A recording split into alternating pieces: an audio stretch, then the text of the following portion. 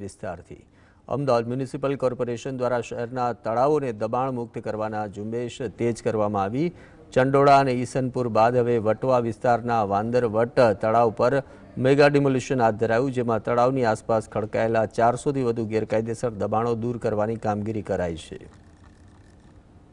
અમદાવાદના વટવા વિસ્તારમાં આવેલા વાંદરવટ તળાવ પર એએમસી દ્વારા મેગા ડિમોલિશન હાથ ધરવામાં આવ્યું હતું।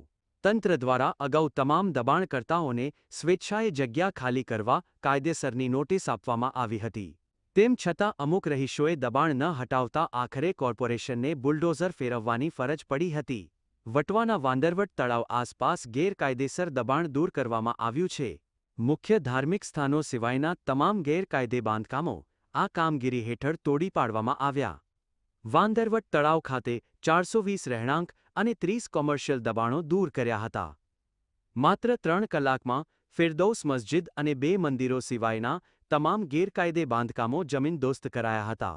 આ કામગીરીથી 18 અને 24 મીટરના ટીપી રોડ પણ ખુલ્લા થયા છે। ये बहुत पुराने 2018 से चल रहा था, 2020 में भी ये इश्यू आया था। अभी 2-3 महीने से काफ़ी चल रहा था, सबको भी पता भी चल गया था। सबसे अच्छी बात यह है कि सबको पता चला था कि कॉरपोरेशन अभी ये काम करने वाली है, तो स्वैच्छिक उन्होंने हमको साथ सहकार देके अपने खुद से अपने मकान भी काफ़ी लोगों ने અગાઉ ચંડોળા ઈસનપુર ખાતે પણ તળાવ આસપાસ ગેરકાયદેસર દબાણ હટાવવામાં આવ્યા હતા, જેમાં ચંડોળા તળાવ ખાતે 2000મી ગેરકાયદેસર દબાણો હટાવાયા હતા અને 500 કરોડથી વધુની 1.5 લાખ ચોરસ મીટર જમીન ખુલ્લી કરવામાં આવી હતી। આ જમીન પર હવે વિશાળ વોકવે અને ગ્રીન બેલ્ટ બનાવવાનું આયોજન છે। ઈસનપુર તળાવ ખાતે 250થી વધુ ગેરકાયદે રહેણાંક દબાણો હટાવવામાં આવ્યા હતા અને 100 કરોડથી વધુની કિંમતની 30,000 ચોરસ મીટર જમીન ખુલ્લી કરાઈ હતી। વટવા ખાતેના ઓપરેશન દરમિયાન કોઈ અનિચ્છનીય ઘટના ન બને તે માટે ઝોન 6 પોલીસ સ્ટેશનના 500 જવાનોનો ચુસ્ત બંદોબસ્ત ગોઠવવામાં આવ્યો હતો। कोई विरोध या ऐसी कोई बात सामने नहीं आई है, क्योंकि जितने भी लोग हैं उन सभी लोगों के साथ पुलिस का 1-to-1 कांटेक्ट हुआ है और ये एक दिन की घटना नहीं, पिछले लगभग 1 महीने से हम उनके साथ बातचीत।